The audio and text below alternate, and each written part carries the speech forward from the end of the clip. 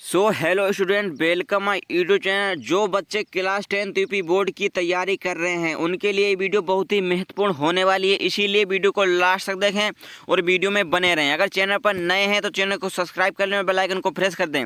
आपका जो प्रश्न पत्र दिया है 2023 का 12 पेपर है, मतलब आपका क्लास 10 का है, विषय गणित का दिया है।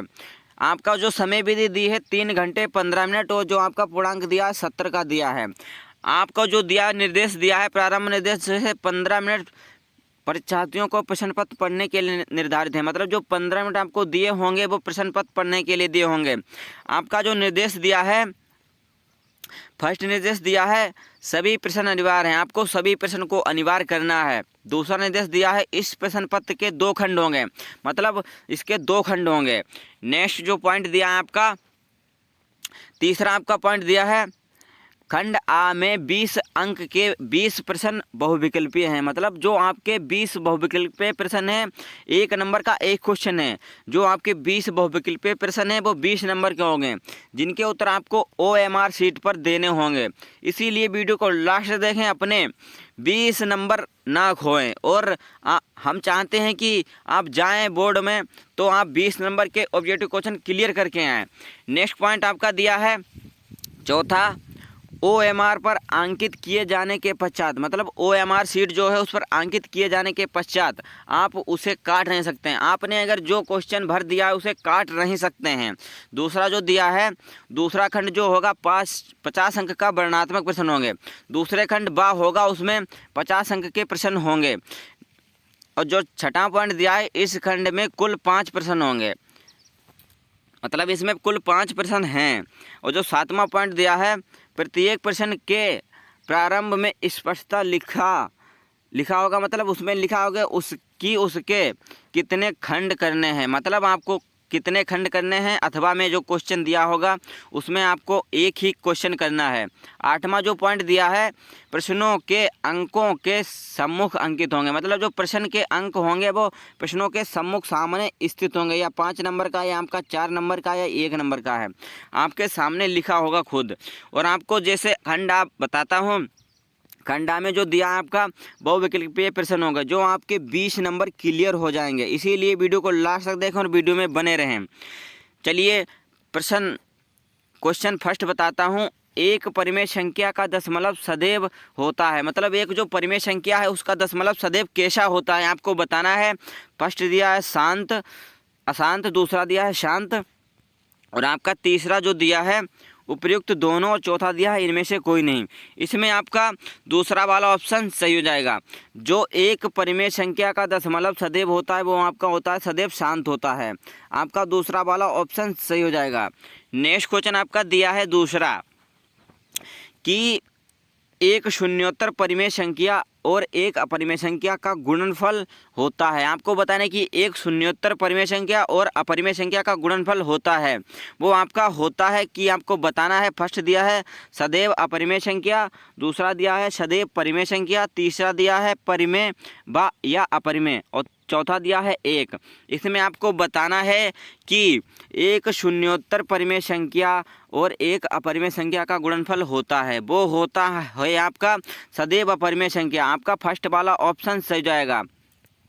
नेक्स्ट क्वेश्चन आपका तीसरा दिया है कि रेखाओं x बराबर 0 और 2x प्लस 3y बराबर 12 का प्रतिच्छेद बिंदु है। आपको बताना है कि रेखाओं में 2x प्लस 3y बराबर 12 का प्रतिच्छेद बिंदु है। आपका फर्स्ट दिया है 4,0, दूसरा दिया है 0,4, तीसरा दिया है 0-4, और चौथा दिया है -4,0। इसमें आपको बताना है कि 0x बराबर 0, 2x प्लस 3y का प्रतिच्छेद बिंदु। इसमें आपका जो हो जाएगा दूसरा ऑप्शन से हो जाएगा, जो आपका प्रतिच्छेद बिंदु होगा 0,4, आपका दूसरा ऑप्शन से हो जाएगा।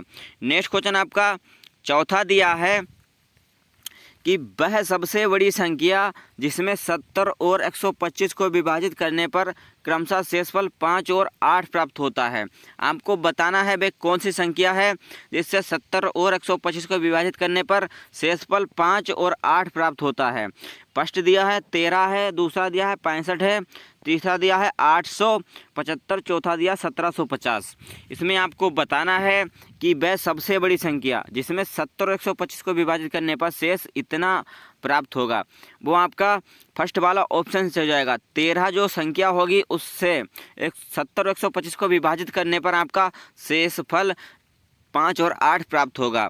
इसमें आपका फर्स्ट वाला ऑप्शन सही जाएगा। नेक्स्ट क्वेश्चन आपका 5वां दिया है कि समीकरण 2x + ay बराबर 1 तथा 3x - 5y बराबर 7 का कोई भी हल नहीं होगा यदि a का मान होगा। आपको इसमें बताना होगा कि a का मान क्या होगा जिसका कोई भी हल नहीं होगा। इसमें आपका तीसरा वाला ऑप्शन हो जाएगा 10 -10/3 मतलब 10/3 -10/3 आपका 3 वाला ऑप्शन से जाएगा।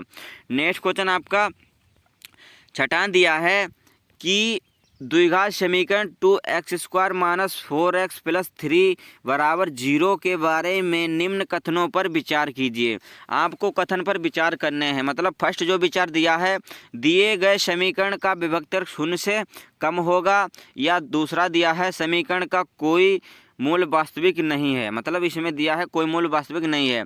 तीसरा जो दिया है समीकरण एक विभक्तर 0 है। चौथा दिया जो आपका समीकरण का मूल वास्तविक है। मतलब आपका इसमें ए और बी ये ऑप्शन सही हो जाएगा। देखते हैं कौन सा ऑप्शन सही हो जाएगा। जैसे इसमें दिया है कि निम्नलिखित में से सही उत्तर का चयन कीजिए। इसमें आपका फर्स्ट वाला ऑप्शन से जाएगा, ए और बी सही है। नेक्स्ट क्वेश्चन आपका 7वां दिया है कि AOVC एक आयत है। मतलब जो AOVC एक आयत है जिसके 3 शीर्ष हैं, मतलब 3 शीर्ष, A शीर्ष इतना है, O शीर्ष इतना है और B शीर्ष इतना है। इसका विकर्ण क्या होगा? इसमें आपको बताना है इसका विकर्ण क्या होगा। इसका विकर्ण होगा जो आपका होगा √34। आपका तीसरा वाला ऑप्शन से हो जाएगा। आपका दूसरा गलत हो जाएगा, चौथा भी गलत हो जाएगा और फर्स्ट वाला भी गलत हो जाएगा।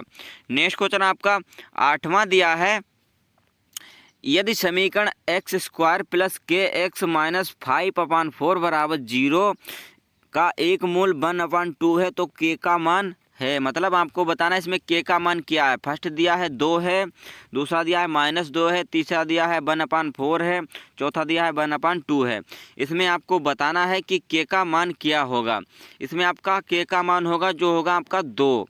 आप हल कर लो अपनी रफ पर, इसीलिए आप सही ये जो क्वेश्चन मैं बता रहा हूँ इसे एक लाइन से रफ पर उतार लेना है और इसे ही याद कर लेना है। पेपर देने जाने से पहले इसे ज़रूर देखना है। नेक्स्ट क्वेश्चन आपका 9वां दिया है कि 2 त्रिभुज समरूप होते हैं। मतलब 2 त्रिभुज समरूप होते हैं, वो कैसे होते हैं। फर्स्ट क्वेश्चन दिया है यदि इनके संगत कोण बराबर हों। दूसरा दिया है इनकी संगत भुजाएं एक ही अनुपात मतलब समानुपात में होती हैं। तीसरा दिया उपयुक्त दोनों। चौथा दिया इनमें से कोई नहीं। इसमें आपको बताना है कि 2 त्रिभुज समरूप होते हैं, वो कैसे होते हैं। जब यदि उनके संगत कोण बराबर होंगे, मतलब जो त्रिभुज के तीनों कोण बराबर होंगे और उनकी संगत भुजाएं एक ही अनुपात में होंगी, तब वो कोण होगा समरूप कोण होगा। इसमें आपका 3 वाला ऑप्शन से हो जाएगा, उपयुक्त दोनों। नेक्स्ट क्वेश्चन आपका 10वां दिया है, यदि एक समकोण त्रिभुज ABC में जो कोण C है वो 90 डिग्री पर है और जो AC है जो 3 सेंटीमीटर है और BC जो दिया है आपका 4 सेंटीमीटर, तो बिंदु C पर जाने वाली माध्यिका की माप ज्ञात कीजिए। मतलब जो त्रिभुज आपका है C जो है आपका समकोण है और AC जो आपका है 30 सेंटीमीटर का है और जो BC आपका 4 सेंटीमीटर है, इसके बीच जाने वाली माध्यिका आपकी क्या हो जाएगी? वो हो जाएगी आपकी 2.5। मतलब आपका फर्स्ट वाला ऑप्शन सही हो जाएगा। नेक्स्ट क्वेश्चन आपका 11वां दिया है कि एक समचतुर्भुज के विकर्णों की लंबाइयां 16 सेंटीमीटर और 12 सेंटीमीटर हैं, तब इस समचतुर्भुज की भुजा की लंबाई क्या होगी। मतलब जो लंबाई है जो आपकी 16 और 12 सेंटीमीटर है, तो इस समचतुर्भुज की लंबाई क्या होगी आपको बतानी है। आपके पास 4 विकल्प हैं। फर्स्ट दिया है 9 सेंटीमीटर, और दूसरा दिया है 10 सेंटीमीटर, तीसरा दिया है 8 सेंटीमीटर, चौथा दिया है 20 सेंटीमीटर। इसमें आपको बताना है कि कौन सा ऑप्शन सही हो जाएगा। इसमें आपका दूसरा वाला ऑप्शन सही हो जाएगा। 10 सेंटीमीटर जो होगा आपका त्रिभुज विकर्णों की लंबाई होगी। नेक्स्ट क्वेश्चन आपका 12वां दिया है कि दो समरूप त्रिभुज की भुजाएं 4:9 के अनुपात में हैं। इन त्रिभुजों के क्षेत्रफल का अनुपात क्या होगा। आप अनुपात तो निकाल ही सकते हैं, बहुत इजी होते हैं, क्योंकि 4 है आपका, 4 को हम ऐसे लिख सकते हैं बटा 9। इसका हम स्क्वायर कर देंगे तो आपका 4 चौक 16 बटा 9। आप इसे 9 में 81 हो जाएगा। 4 चौक 16 और 9 में 81, इसे हम लिख सकते हैं 16:81। इसीलिए आपका कौन सा आंसर सही हो जाएगा। राइट आंसर होगा आपका चौथा, 16:81। आपका चौथा वाला ऑप्शन सही हो जाएगा। नेक्स्ट क्वेश्चन आपका दिया है 13वां दिया है, जो दिया है 4 tan थीटा बराबर 3 दिया है, तो 4 sin theta minus cos theta upon 4 sin theta plus cos theta का बराबर हो, मतलब बराबर है, मतलब वो आपको बताना है कि आप हल करके देख लें। इसमें आपका ऑप्शन हो जाएगा तीसरा वाला ऑप्शन हो जाएगा, जो आपका हो जाएगा 1/2। आप कॉपी पर हल कर लें, मैं हल करके बताऊंगा, क्योंकि यार वीडियो लंबी हो जाएगी, इसीलिए मैं आपको क्वेश्चन टिक करवा देता हूं। नेक्स्ट क्वेश्चन आपका 14वां दिया है कि sin 75 बटा कोस 75 का मान होगा। इसका मान हमेशा आपका 1 ही आता है। इसका कोई भी सवाल हो, इसका मान आपका हमेशा 1 ही आएगा, इसीलिए आपका दूसरा वाला ऑप्शन सही हो जाएगा। नेक्स्ट क्वेश्चन आपका 15वां दिया है कि यदि एक वृत्त का परिमाप वर्ग के परिमाप के बराबर है तो उनके क्षेत्रफल का अनुपात क्या होगा। एक मतलब दिया है वृत्त का परिमाप वर्ग के परिमाप के बराबर है, तो उनका अनुपात आपको बताना होगा। इसमें आपका फर्स्ट क्वेश्चन दिया है 22:7, दूसरा दिया है 14:11, तीसरा दिया है 7:22, चौथा दिया है 11:14। इसमें आपको बताना है कि वर्ग का परिमाप वर्ग के परिमाप के बराबर होगा तो क्षेत्रफल का अनुपात आपको बताना है। इसमें आपका दूसरा वाला ऑप्शन हो जाएगा, इसका अनुपात होगा 14:11। नेक्स्ट क्वेश्चन आपका 16वां दिया है कि दो गोलों के आयतनों का अनुपात 64:81 है, तो उनके पृष्ठीय क्षेत्रफल का अनुपात क्या होगा। इसमें आपको बताना है कि पृष्ठीय क्षेत्रफल का अनुपात क्या होगा। इसमें फर्स्ट दिया है 3:4 होगा, दूसरा दिया है 4:3 होगा, तीसरा दिया है 9:16 होगा, चौथा दिया है 16:9 होगा।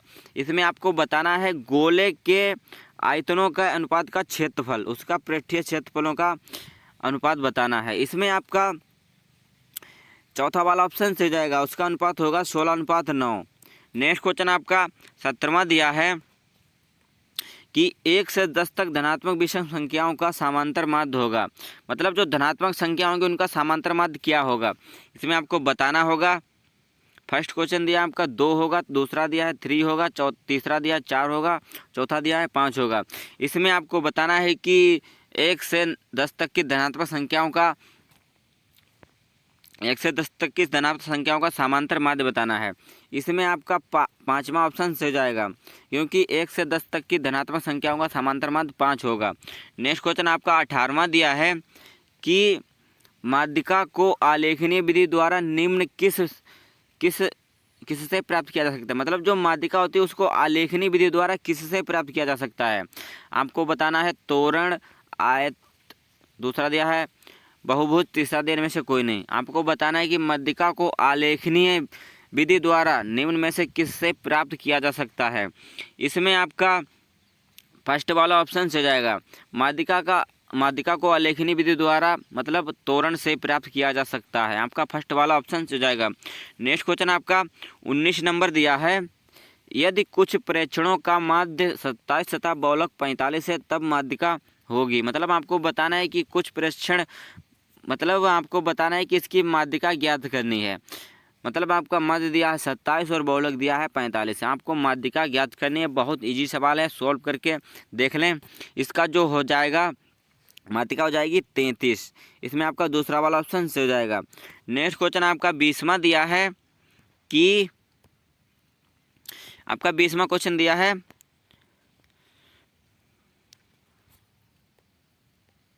वर्गीकृत आंकड़ों की से अधिक प्रकार और से कम प्रकार की संचयी बारंबारता वक्रों के प्रच्छेद बिंदु के भुज से आंकड़ों पर प्राप्त होना है। मतलब आपको बताना है कि भुज के आंकड़ों पर प्राप्त होना, बारंबारता प्रच्छेद के बिंदु पे भुज के आंकड़ों पर प्राप्त होती है, वो किससे होती है आपको बताना है। वो किससे होती है? वो होती है आपकी माध्यक के द्वारा। आपका दूसरा वाला ऑप्शन सही जाएगा। आई होप कि आपको 20 क्वेश्चन क्लियरली पता चल गए होंगे। आपको 20 क्वेश्चन, ये 20 क्वेश्चन आपको रट के जाने हैं, कतई ही रट्टा लगाना है, आपको फुल तरीका से याद कर लेना है, जिससे आपके 20 ऑब्जेक्टिव क्वेश्चन क्लियर हो जाएंगे और 20 नंबर आपको मिल जाएंगे। और आपको नेक्स्ट जो दिया है खंडवा दिया है, इसमें आपको दिया है सभी खंड कीजिए। आपको प्रत्येक खंड करने होंगे। ये आपको 5 खंड दिए होंगे। फर्स्ट खंड आपका फर्स्ट क्वेश्चन दिया है कि दो क्रमागत धनात्मक पूर्णांकों का गुणनफल 2 से विभाजित है, यह कथन सत्य है या असत्य। आपको बताना है कि यह कथन सत्य है या असत्य। यह आपका 2 नंबर का क्वेश्चन होगा। नेक्स्ट क्वेश्चन आपका दूसरा दिया है कि यदि कोट थीटा बराबर 7/8 है तो इस 1 प्लस साइन थीटा और 1 minus sine theta upon 1 plus cos theta 1 minus sine theta का मान निकालना है। आपको मान निकालना है। ये भी आपका 2 नंबर का क्वेश्चन होगा।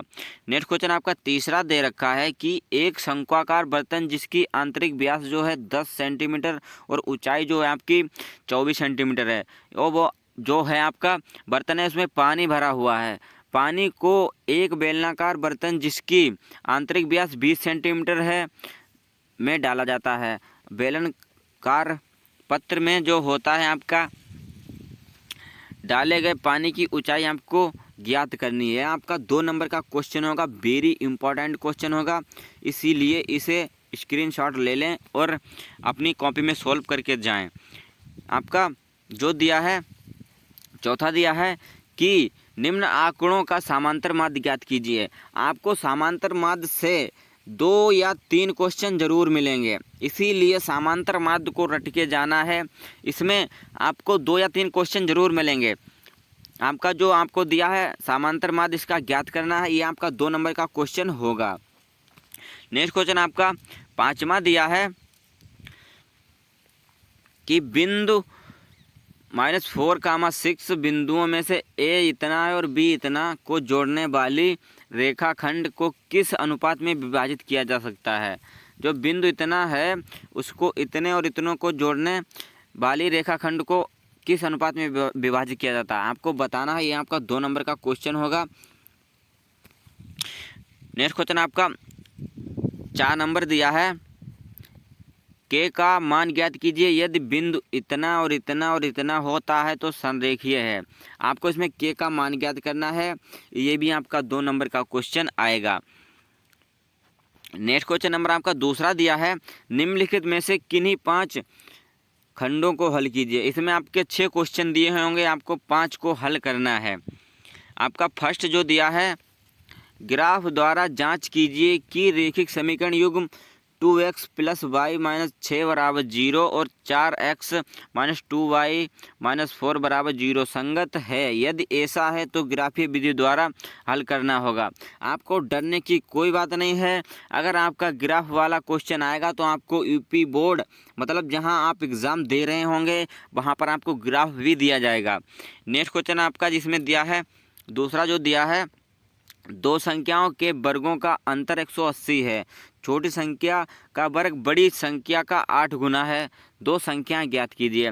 मतलब जो 2 संख्याएं हैं उनका वर्ग 80 है और 2 संख्याओं का वर्ग बड़ी संख्या से 8 गुना है, तो 2 संख्या आपको ज्ञात करनी होगी। ये आपका 4 नंबर का क्वेश्चन होगा। वेरी इंपॉर्टेंट क्वेश्चन है, इसे आप अपनी रफ पर उतार लें और इसे सॉल्व कर लें, जिससे आपका डाउट क्लियर हो जाएगा। आपका इसमें तीसरा क्वेश्चन दिया है कि 4 सेंटीमीटर त्रिज्या के एक वृत्त पर 6 सेंटीमीटर त्रिज्या के एक संकेंद्रीय वृत्त के किसी बिंदु से एक स्पर्श रेखा की रचना कीजिए और उसकी लंबाई भी आपको माप कर लिखिए। ये भी आपका 4 नंबर का क्वेश्चन होगा। इन क्वेश्चनों को आप अपनी रफ पर उतार के और सॉल्व करके देख लें, जिससे आपके डाउट क्लियर हो जाएंगे। ऐसा ही आएगा क्वेश्चन पेपर में भी आपके प्रश्न। खंड आप इसमें दिया है, चौथा क्वेश्चन दिया है, 2 खंभे जिनकी ऊंचाई 6 मीटर और 11 मीटर है तथा ये समतल भूमि पर खड़े हैं। जो खंभे आपके समतल भूमि पर खड़े हैं, यदि इनके पद बिंदुओं के बीच की दूरी 12 सेंटीमीटर है तो ऊपर सिरों के बीच की दूरी ज्ञात करनी है। ये आपका 4 नंबर का क्वेश्चन होगा। वेरी इंपॉर्टेंट क्वेश्चन है, इसे आप सोल्व कर लें।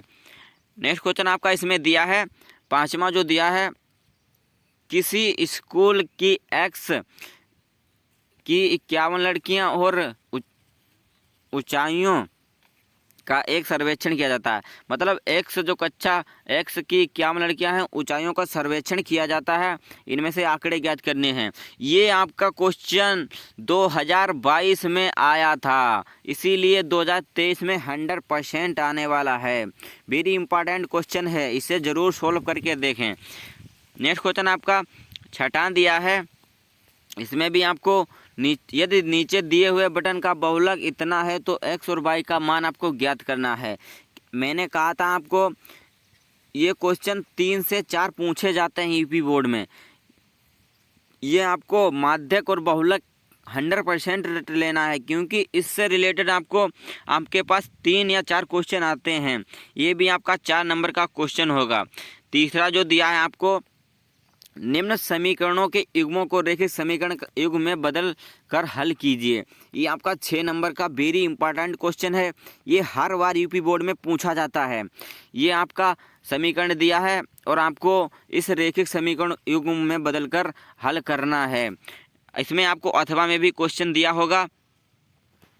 अथवा में जो क्वेश्चन दिया है, इसमें 3 वर्ष पूर्व रहमान की आयु वर्षों में, मतलब वर्षों में जो हो का व्युत्क्रम और अब से 5 वर्ष पश्चात आयु के व्युत्क्रम का योग 1/3 है।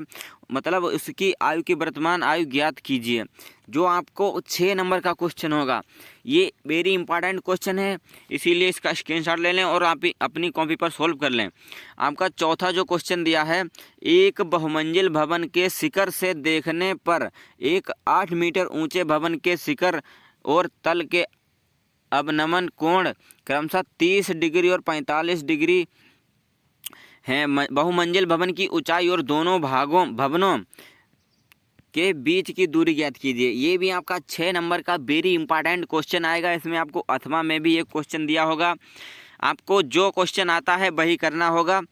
भूमि के एक बिंदु P से 10 मीटर ऊंचे भवन के शिखर का उन्नयन कोण 30 डिग्री है। भवन कोण के शिखर पर एक ध्वज लहराया गया है। मतलब जो झंडा लहराया गया है, P से ध्वज के शिखर का उन्नयन कोण 45 डिग्री है। ध्वजदंड की लंबाई और बिंदु P से भवन की दूरी ज्ञात करनी है। इसमें आपको √3 आपका दिया है इतना, आपको √3 का मान आपको इसमें इतना रखना होगा। ये आपका 6 नंबर का VIP क्वेश्चन होगा। आपका जो 5 नंबर दिया है,